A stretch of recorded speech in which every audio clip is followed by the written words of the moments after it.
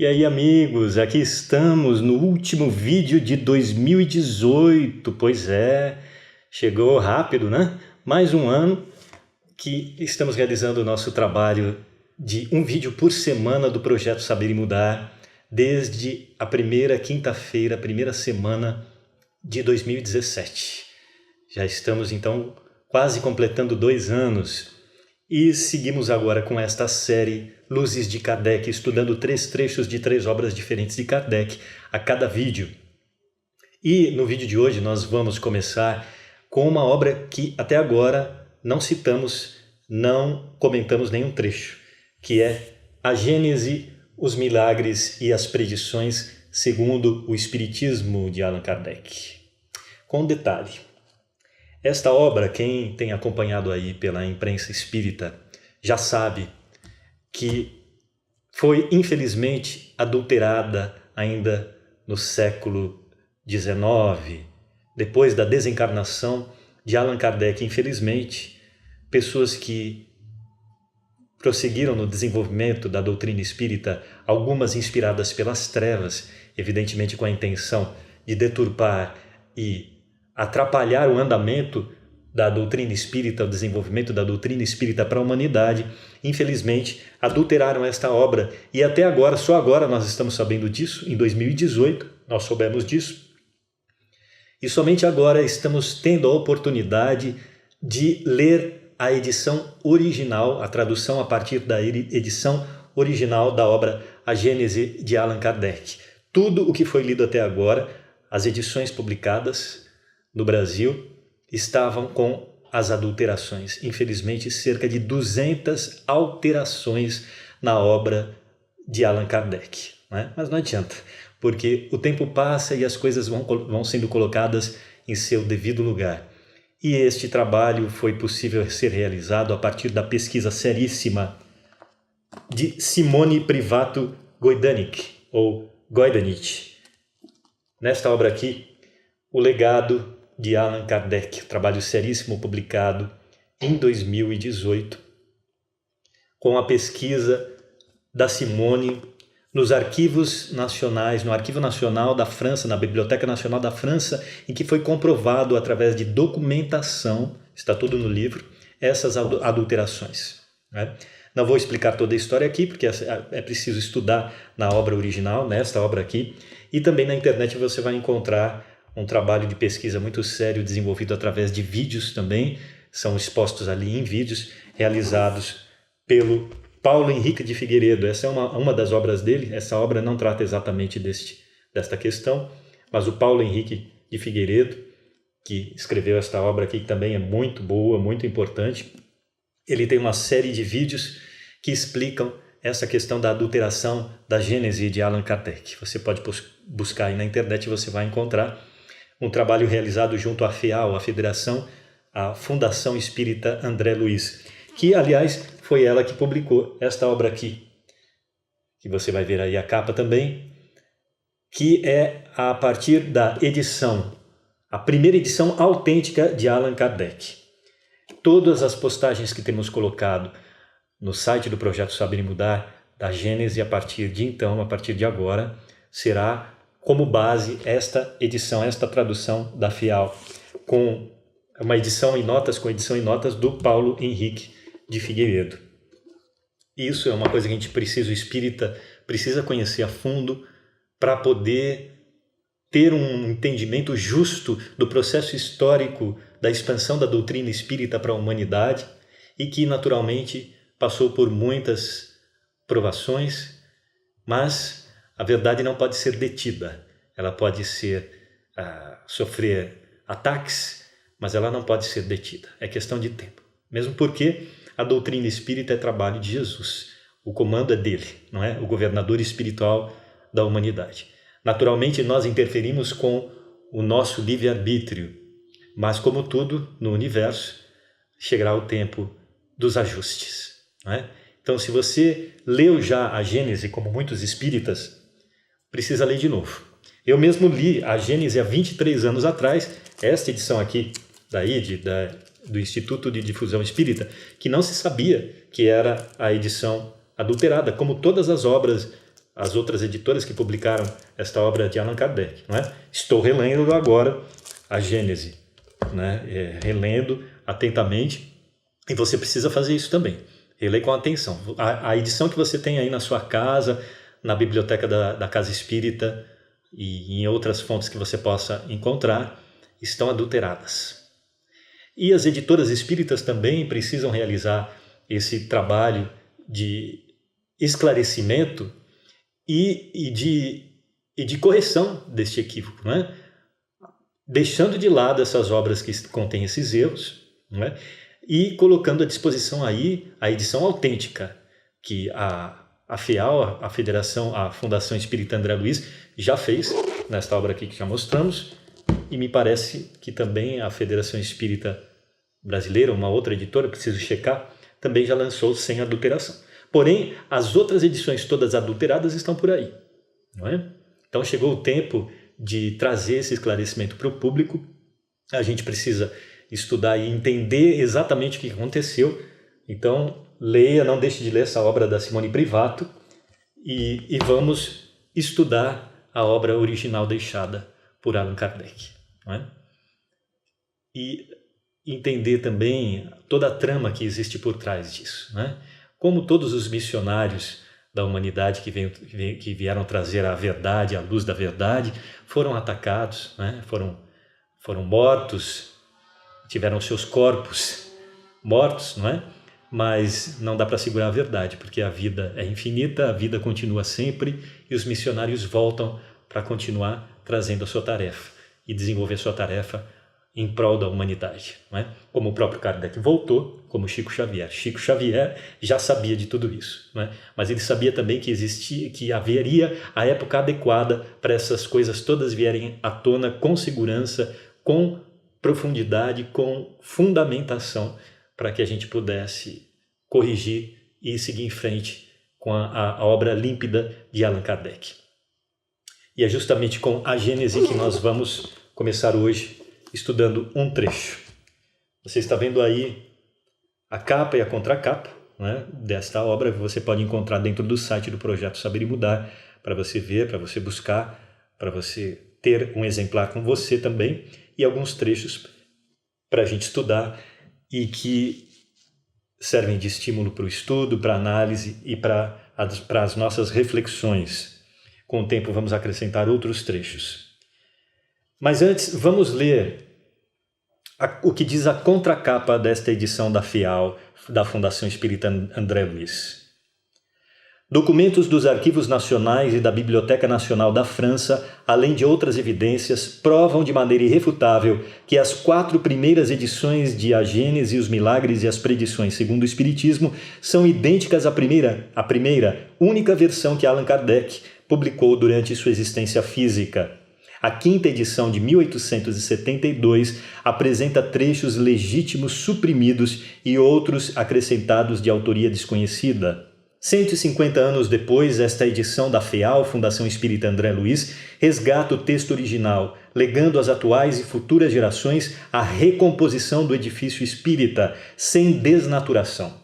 E é o próprio Rivail, o nome verdadeiro de Allan Kardec, Hippolyte Léon Denisard Rivail, quem estabelece os requisitos deste trabalho. Para assegurar a unidade no futuro, uma condição é indispensável: é que todas as partes do conjunto da doutrina estejam determinadas com previsão e clareza, sem nada deixar em dúvida. Para isto, procedemos de maneira que os nossos escritos não possam dar lugar a nenhuma interpretação contraditória e procuraremos que seja sempre assim. Vamos ver agora a contracapa da obra da pesquisa profunda de Simone Privato Goidanik, O Legado de Allan Kardec. A contracapa, aí está a capa e a contracapa. E a contracapa diz o seguinte: este livro é uma investigação histórica e doutrinária do movimento espírita na França entre os anos de 1867 e 1887. Trata da questão da adulteração da obra A Gênese, os Milagres e as Predições segundo o Espiritismo, de Allan Kardec, de outros fatos muito mais graves no movimento espírita da época, bem como do exemplo de espíritas pioneiros que perseveraram fiéis ao legado de Allan Kardec. Os acontecimentos narrados fundamentam-se em provas fidedignas que a autora obteve pessoalmente nos Arquivos Nacionais da França e na Biblioteca Nacional da França em Paris, bem como na Confederação Espiritista Argentina e na Associação Espiritista Constância, ambas de Buenos Aires. Este livro pretende contribuir para que se corrija o erro histórico que tem levado tantas gerações desde o século XIX a lerem e a difundirem em vários países, como se fosse o definitivo, o conteúdo adulterado de A Gênese, os Milagres e as Predições segundo o Espiritismo. Além disso, por meio do estudo da história de alguns dos espíritas da época, procura oferecer lições que possam servir para o progresso espiritual de cada um de nós. Portanto, mais que um estudo do passado, este livro constitui um convite para a reflexão e a ação quanto à responsabilidade que temos perante o legado de Allan Kardec. Então vamos diretamente a um trecho de A Gênese, os Milagres e as Predições segundo o Espiritismo. Você está vendo aí dentro do site do Projeto Saber e Mudar, que classificamos essa obra da seguinte maneira para não deixar dúvida de que se trata da edição original e não da adulterada. A Gênese, os Milagres e as Predições segundo o Espiritismo, a primeira edição autêntica de Allan Kardec, conforme o texto original de Allan Kardec da primeira edição de 1862. Allan Kardec, edição e notas de Paulo Henrique de Figueiredo, FEAL, Fundação Espírita André Luiz. Escreve Allan Kardec: 2 elementos, ou se assim queira, 2 forças regem o universo, o elemento espiritual e o elemento material. Da ação simultânea desses 2 princípios resultam fenômenos especiais que se tornam naturalmente inexplicáveis se não considerarmos um dos 2, do mesmo modo que a formação da água seria inexplicável se não levássemos em conta um de seus 2 elementos constituintes, o oxigênio ou o hidrogênio. Ao demonstrar a existência do mundo espiritual e suas relações com o mundo material, o Espiritismo dá a solução para uma imensidão de fenômenos não compreendidos e considerados por esse motivo inadmissíveis por certa classe de pensadores. Esses fatos abundam nas Escrituras, mas seus comentadores não têm conseguido chegar a uma solução racional, pois, desconhecendo a lei que os rege, permanecem fechados em 2 campos opostos, uns deixando de considerar os dados positivos da ciência, os outros deixando de considerar o princípio espiritual, e assim ficam girando em círculos sem chegar a lugar algum. Essa solução se encontra na ação recíproca entre o espírito e a matéria. É verdade que ela tira da maior parte desses fatos seu caráter sobrenatural, mas o que tem um valor maior, admiti-los como resultado das leis da natureza ou rejeitá-los completamente. Sua rejeição absoluta leva consigo o próprio alicerce do edifício, enquanto que, admitindo desse modo, apenas suprimindo o acessório, deixa essa base intacta. Eis porque o Espiritismo conduz tanta gente à crença de verdades que não há muito tempo consideravam utopias.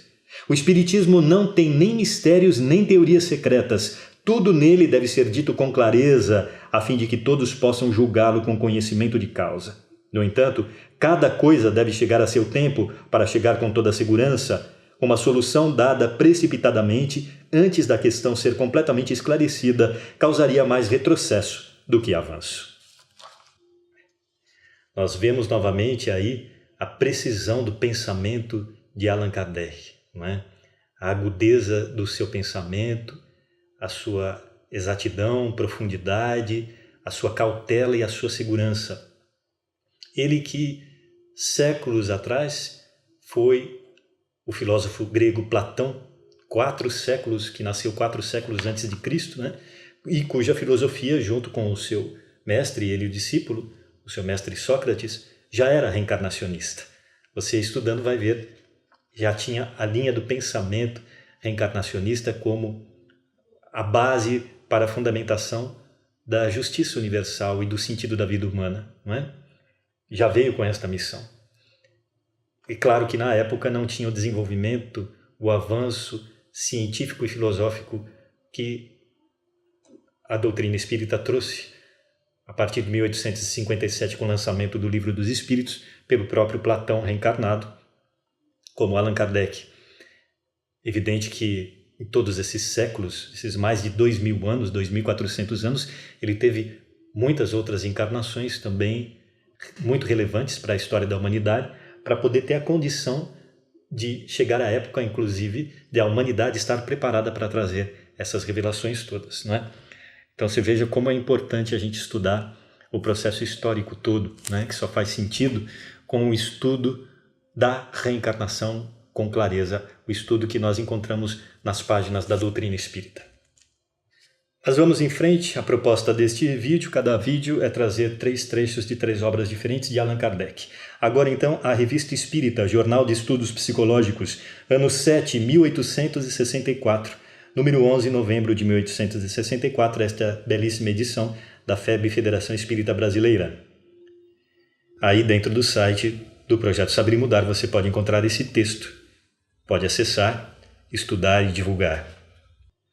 O Espiritismo nada inventou, porque não se inventa o que está na natureza. Newton não inventou a lei da gravitação. Esta lei universal existia antes dele. Cada um a aplicava e lhe sentia os efeitos, embora não a conhecessem. O Espiritismo, por sua vez, vem mostrar uma nova lei, uma nova força da natureza, a que reside na ação do espírito sobre a matéria, lei tão universal quanto a da gravitação e da eletricidade, conquanto ainda desconhecida e negada por certas pessoas, como foram todas as outras leis na época de suas descobertas.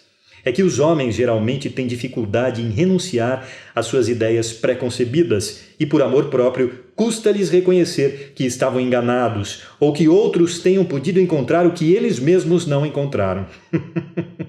Mas afinal, como esta lei repousa sobre fatos, e contra os fatos não há negação que possa prevalecer, terão de render-se à evidência, como os mais recalcitrantes o fizeram quanto ao movimento da Terra, a formação do globo e os efeitos do vapor.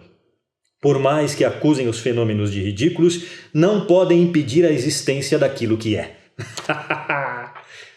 Precisa dizer, não precisa nem meu comentário aqui.